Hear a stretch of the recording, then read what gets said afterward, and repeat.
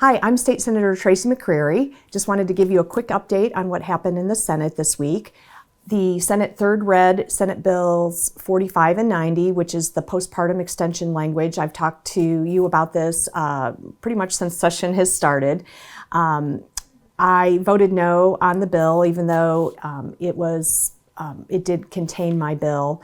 I'm not pleased with the language that a select few put into the Senate substitute. So I voted no because I just don't think it will accomplish what the vast majority of my colleagues and what Missourians want us to accomplish, which is providing health care coverage for low-income women postpartum. So I voted no, but it's only early March, and I remain hopeful that the Missouri House of Representatives can figure out a way to clean up this bill and help us get this life-saving legislation across the finish line before session ends in mid-May. I had a hearing this week in the Health and Welfare Committee. Senate Bill 91 is a bill, it's kind of a two-way street bill. It will allow for reporting of abuse of our most vulnerable citizens and animals. So the first part of the bill would require animal control officers and animal humane investigators to be mandated reporters when they're out taking a look at things if they see a potential case of abuse or neglect of children, the elderly, or other vulnerable people, that they would have to report that. And mind you, there will be training, so they'll know what to look for.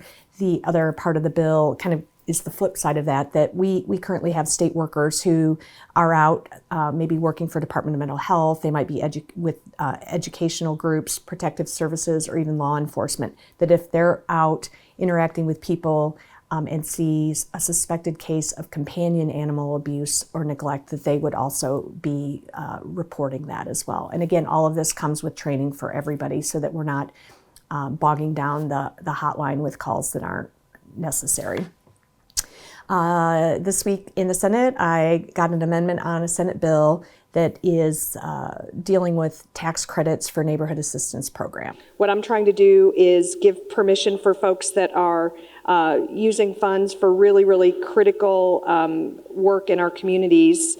Bucket 2 has a cap of $1 million, and every year for the past decade that has been oversubscribed. So what this amendment would do, again, no fiscal note, we're just allowing some of that unused money from the affordable housing production to be used for operating assistance.